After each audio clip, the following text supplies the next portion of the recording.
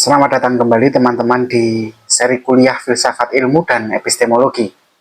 Nah, hari ini kita akan masuk ke sebuah pertanyaan yang selalu aktual untuk ditanyakan dan sering kali orang bertanya, yaitu sampai mana sebenarnya ilmu pengetahuan boleh berkembang.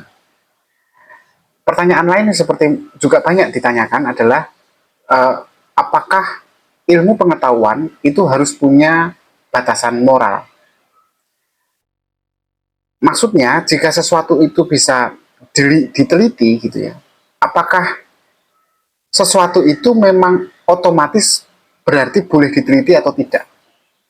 Nah, ini yang pertanyaan-pertanyaan ini muncul ketika ilmu pengetahuan semakin berkembang, ketika teknologi cloning mulai berkembang. Apakah cloning itu boleh diteliti gitu, boleh dikembangkan untuk manusia, misalnya gitu? Atau teknologi uh, superhuman, ya, di mana manusia ingin disatukan dengan mesin gitu. Nah, pertanyaan-pertanyaan itu sebenarnya adalah pertanyaan-pertanyaan yang sifatnya etis ya. Jadi kita kalau ketika bertanya seperti itu maka kaitannya adalah antara etika dan ilmu pengetahuan. Seperti kita tahu, ilmu pengetahuan kan seringkali dipandang sebagai sesuatu yang netral, bebas nilai. Sains itu hanya memberi kita pemahaman tentang dunia tanpa adanya nilai moral tertentu di dalam sains. Jadi memang itu seperti memang kode etiknya di dalam sains itu memang dia tidak boleh memuat nilai moral tertentu. Tetapi kan kemudian persoalannya menjadi muncul ya saat ilmu pengetahuan itu diterapkan. Contohnya fisika nuklir. Nuklir sendiri itu bisa jadi energi yang sangat membantu manusia, energi yang bersih ya, yang tidak bersifat polutan. Tetapi nuklir itu bisa berubah jadi bom nuklir. Atau misalnya lagi contohnya bioteknologi. Bioteknologi itu bisa menyembuhkan penyakit manusia. Tetapi juga bisa dipakai untuk menciptakan senjata biologis. Atau yang sekarang teknologi yang kita alami sekarang, AI, kecerdasan buatan, artificial intelligence. AI bisa membantu manusia. Tetapi dengan apa? Dengan menggantikan beberapa pekerjaan-pekerjaan yang merepotkan, sehingga manusia bisa lebih efektif dalam bekerja. Tapi pelan-pelan pekerjaan manusia secara masif ini kemudian tergantikan, sehingga manusia kehilangan pekerjaan dan kehilangan kediriannya. Jadi meskipun ilmu pengetahuan itu sendiri merupakan sesuatu yang objektif, tetapi penerapannya tidak pernah bebas dari persoalan etika. Teman-teman, sejarah kan sebenarnya kalau kita tinjau ke belakang sudah banyak memberi kita contoh. Misalnya Perang Dunia Kedua. Kita lihat kisah tentang para dokter Nazi yang melakukan eksperimen kejam pada tahanannya dengan cara menguji batas kekuatan tubuh manusia, tapi dengan cara-cara yang melanggar kemanusiaan. Dalam konteks sains nggak ada nilai kemanusiaan itu, namanya objektif. Manusia adalah makhluk yang setara dengan hewan. Dan tapi kan ini menakutkan ya. Bahkan data ilmiahnya itu memang ada. Meskipun memang kisah tentang dokter-dokter Nazi itu sampai hari ini ditutupi ya, gitu. Nah, ada lagi contoh yang lain ya. Contohnya proyek Manhattan ya. Nah, proyek Manhattan ini kan di Amerika itu awalnya untuk sekedar penelitian tentang reaksi nuklir. Tapi akhirnya berakhir dengan munculnya bom atom yang kemudian menghancurkan dua tempat di Jepang. Dibom oleh Amerika di Hiroshima dan Nagasaki. Ada lagi misalnya kasus-kasus seperti kasus eksperimen Tuskegee ya, di Amerika Serikat, di mana pasien kulit hitam dibiarkan menderita sipilis selama puluhan tahun demi riset medis, dan itu diterapkan pada kelompok masyarakat kulit hitam. Nah, semua kasus semacam itu mengingatkan kita bahwa ternyata ilmu pengetahuan itu bisa pada satu ketika itu melampaui batas moral, terutama jika nggak ada aturan atau regulasi yang mengikat ilmu pengetahuan itu. Maka disinilah kemudian muncul pertanyaan yang penting. Apakah ada batas yang seharusnya ditetapkan untuk ilmu pengetahuan? Kalau ternyata memang ada, lalu siapa yang berhak menentukan batas itu? Teman-teman, kini kalau kita perhatikan ya, hampir semua lembaga riset itu punya kode etik. Semacam, misalnya begini kode etiknya. Pertama, segala tindakan penelitian harus atas persetujuan subjek yang diteliti. Kedua, proses penelitian sendiri dan hasilnya tidak merugikan manusia maupun lingkungan.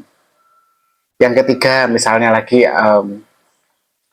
proses penelitian dan hasilnya itu tidak menyalahgunakan, untuk tidak disalahgunakan untuk tujuan yang berbahaya. Memang ada kode etiknya, tetapi kenyataannya teknologi itu bergerak jauh lebih cepat dibanding perkembangan aturan hukum dan etika. Contohnya, GRISPR ya, satu lembaga yang concern pada DNA, itu menemukan bahwa kita itu bisa mengedit DNA kita. Nah, secara teknis, akhirnya kita bisa mendesain bayi yang lebih kuat dan lebih cerdas, karena DNA bisa direvisi. Nah, tapi kan kemudian pertanyaannya, apakah kita seharusnya melakukan hal seperti itu hanya karena kita mampu melakukannya? Atau ada satu masalah lain yang seringkali diabaikan, bahkan dilupakan, yaitu soal siapa yang sebenarnya mengendalikan ilmu pengetahuan. Apakah ilmu pengetahuan itu dikembangkan demi kebaikan kita manusia, atau justru sebenarnya demi keuntungan segelintir pihak? Segelintir pihak itu apa? Siapa saja? Oke, jujur saja dalam dunia modern, riset ilmiah itu kan seringkali dibiayai oleh korporasi atau perusahaan besar. Memang, di satu sisi, riset itu akan mempercepat kemajuan. Tapi tujuan yang seringkali tidak disebutkan jelas kepentingan ekonomi yang menguntungkan korporasi. Dan kadang-kadang kekuatan ekonomi itu yang membuat ilmu pengetahuan jadi kehilangan arah gitu. Lagi-lagi kembali ke kerakusan ekonomi gitu kan.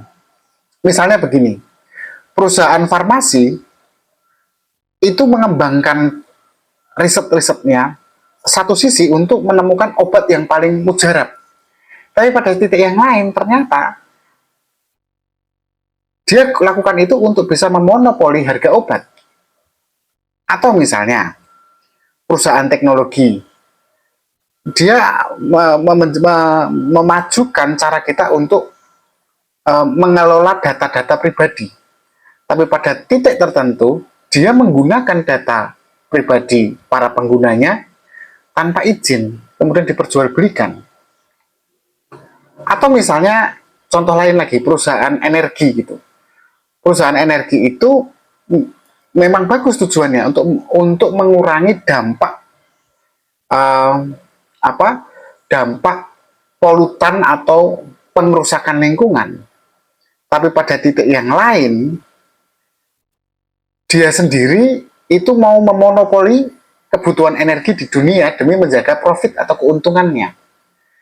Nah, artinya kan kemudian apakah sains ini memang benar-benar ditujukan untuk melayani masyarakat atau manusia, atau untuk justru melayani kepentingan kapital?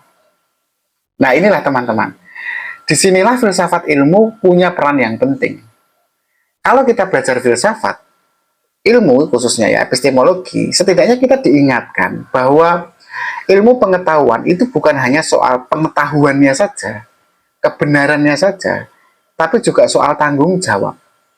Albert Einstein misalnya, dia pernah berkata bahwa ilmu tanpa agama itu lumpuh, tetapi agama tanpa ilmu itu buta. Menarik kan? Jadi ilmu tanpa agama ya akhirnya menjadi sesuatu yang melumpuhkan, yang membuat kita setengah mati. Dan ilmu juga kemudian tidak punya gerakan yang baik untuk kita. Tapi kalau di sisi yang lain agama saja tanpa ilmu, maka ya segala yang kita yakini itu hanyalah keyakinan buta, bukan keyakinan yang berdasar. Jadi ilmu sekali lagi tanpa etika bisa menjadi senjata yang justru menghancurkan kita. Tanpa etika dasar dalam yang mendasari ilmu itu atau pengetahuan, justru kita akan mandek sebagai manusia. Kita akan lumpuh sebagai manusia. Jadi kesimpulannya jelas ya teman-teman, kita butuh keseimbangan gitu ya antara kebebasan ilmiah pada satu sisi dan tanggung jawab moral pada sisi yang lain. Ilmu memang harus terus berkembang, tapi dia tidak boleh kehilangan arah kemanusiaan. Nah, tentu saja saya ingin tahu pendapat teman-teman tentang ini, diskusi kita.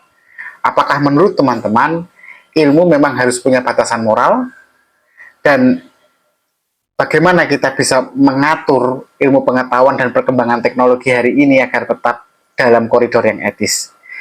Silahkan teman-teman berkenan menuliskannya di kolom komentar. Terima kasih sudah mengikuti kuliah hari ini. Tetap berpikir kritis.